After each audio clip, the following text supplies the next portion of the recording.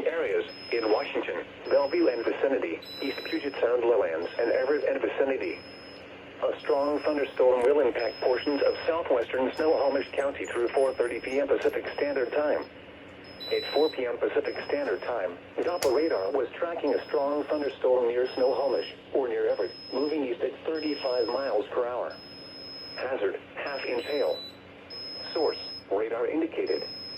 Impact, minor damage to outdoor objects is possible. Hail will cover roadways, including I-5, creating dangerous travel conditions. Locations impacted include Everett, Mill Creek, Monroe, Snohomish, Sultan, Woods Creek, Seattle Hills Silver Firs, Three Lakes, Cathcart, Lake Rossiger, Macias, Painfield Lake Stitney, West Lake Stevens, and Martha Lake.